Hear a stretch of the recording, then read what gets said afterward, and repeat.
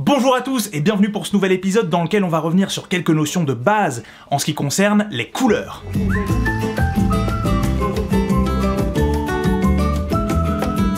Ça faisait un petit temps que j'avais envie de vous parler de couleurs, il y a plein de choses à dire évidemment, alors autant commencer par la base, les couleurs primaires. Et quelles sont-elles ces couleurs primaires ? Eh bien, en réalité, ça dépend. Il faut bien comprendre une chose, c'est que le domaine de la couleur est terriblement vaste et fait autant appel au domaine de la science, de la physique, de la chimie, qu'à la physiologie, la psychophysique et j'en passe. Je n'entrerai pas dans trop de détails techniques ici, enfin si, on va quand même en aborder quelques-uns.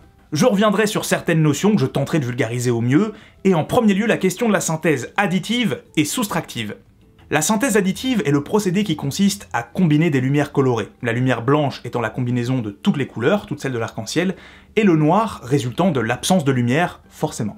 La synthèse soustractive, quant à elle, est le procédé qui, à l'inverse, consiste à supprimer une partie du spectre lumineux en exploitant la faculté des pigments ou des colorants d'absorber la lumière. Ainsi, à l'inverse, toutes les couleurs mises ensemble donnent du noir.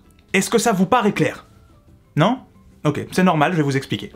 C'est de cette synthèse soustractive dont il est question lorsque l'on dessine ou l'on peint. En effet, une peinture ou un dessin ne crée pas de lumière, mais en réalité absorbe la lumière environnante en nous renvoyant certaines couleurs, celles non absorbées par les pigments. Au contraire, un écran, comme votre télévision par exemple, crée et vous envoie directement de la lumière colorée, il s'agit donc de synthèse additive dans ce cas-là. Pour mieux comprendre le concept de synthèse soustractive, prenons un exemple concret. Nous allons appliquer de la peinture bleue sur une feuille blanche. Alors, voyons ce qui se passe si j'applique ma peinture bleue dans une pièce dans laquelle il n'y a pas de lumière du tout. Voilà, évidemment, on voit pas grand-chose, preuve que notre peinture ne produit pas de lumière. Que se passe-t-il maintenant si nous appliquons la même peinture bleue sur la même feuille blanche dans une pièce lumineuse cette fois? Là, tout de suite, on voit mieux. Voici grosso modo ce qui se passe. La lumière arrive sur notre support, puis ricoche pour aller dans plein de directions, y compris vers notre œil, c'est ce que l'on appelle la réflexion. La partie blanche de notre support, ne présentant donc aucun pigment coloré, nous renvoie l'ensemble de la lumière, du spectre visible, la lumière blanche étant constituée de toutes les couleurs de l'arc-en-ciel, je vous le rappelle. Mais alors, que se passe-t-il au niveau de la portion peinte en bleu, Jamy ?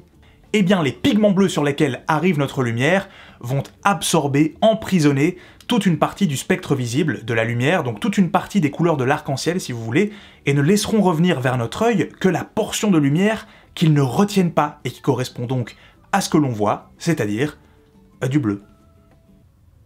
Donc, grosso modo, retenez que pour la synthèse additive, il est question de lumière colorée qui, additionnée, donne du blanc, et que pour la synthèse soustractive, il est question de matière colorée qui, additionnée, donne du noir.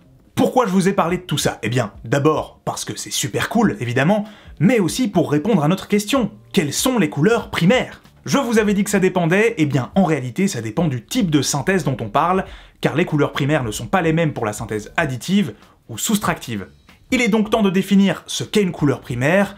Une couleur primaire est, dans un système de synthèse de couleurs, ce que l'on vient de définir, une couleur qui ne peut pas être obtenue par le mélange d'autres couleurs. Les couleurs primaires, qui sont au nombre de 3, pour la synthèse additive comme pour la synthèse soustractive, sont donc théoriquement à la base de toutes les autres couleurs existantes. Pour la synthèse additive, les lumières donc, les 3 couleurs primaires sont le rouge, le vert et le bleu, le RVB dont vous avez peut-être déjà entendu parler. Ces couleurs correspondent aux 3 types de cônes présents dans notre rétine, mais ça, on en parlera une prochaine fois. Les écrans fonctionnent généralement avec ces 3 couleurs. Si l'on agrandit très fort un écran de télévision par exemple, l'on peut observer ce genre de mosaïque. C'est assez impressionnant de se dire que toutes les couleurs que l'on peut voir sur un écran ne résultent en réalité que d'une multitude de minuscules combinaisons de rouge, de vert et de bleu. Voici un schéma de la synthèse additive. Les 3 grands cercles représentent les couleurs primaires, le rouge, le vert et le bleu.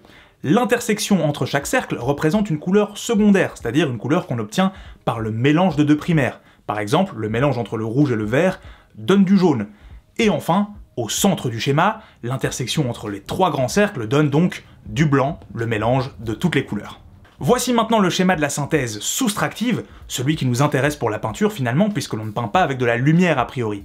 Les 3 couleurs primaires sont le cyan, le magenta et le jaune, le CMJ. Et cela contredit ce que l'on entend souvent, à savoir que le rouge, le bleu et le jaune sont les 3 couleurs primaires.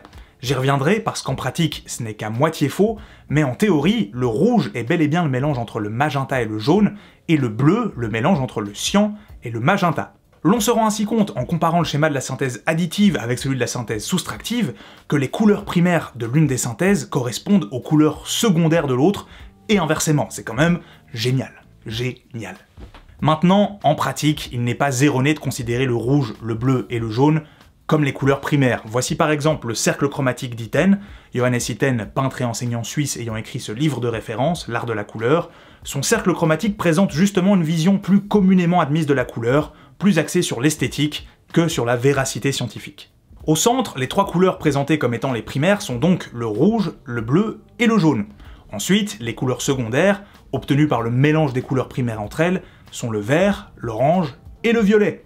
Et enfin, en continuant dans cette même logique de mélange, l'on retrouve ensuite une gamme de couleurs tertiaires dans le dernier cercle. L'on entend souvent dire que les trois couleurs primaires suffisent pour reproduire toutes les couleurs. Est-ce que c'est vrai? Eh bien, en théorie, oui. En pratique, un peu moins. D'abord parce que la plupart des marques de peinture ne proposent pas les vraies couleurs primaires, mais plutôt différentes sortes de rouge, de bleu et de jaune. Ensuite, parce qu'avec les trois couleurs primaires, mais sans un tube de blanc, impossible d'obtenir toutes les couleurs que l'on souhaite. En ce qui concerne le tube de noir, c'est un peu plus discutable, c'est pas indispensable, on en reparlera, mais je vous conseille tout de même d'en avoir un. Ok, alors, est-ce qu'avec les trois couleurs primaires ou quasi primaires, un tube de blanc et un tube de noir, l'on peut obtenir toutes les couleurs que l'on souhaite? Eh bien, à nouveau, en théorie, oui, et en pratique, pas tout à fait. Désolé. Vous pourrez obtenir quasiment toutes les couleurs possibles et imaginables, et en réalité, je conseille à tous les débutants de se cantonner à ces couleurs de base pour apprendre à bien maîtriser ces mélanges et pour comprendre comment fonctionnent les couleurs.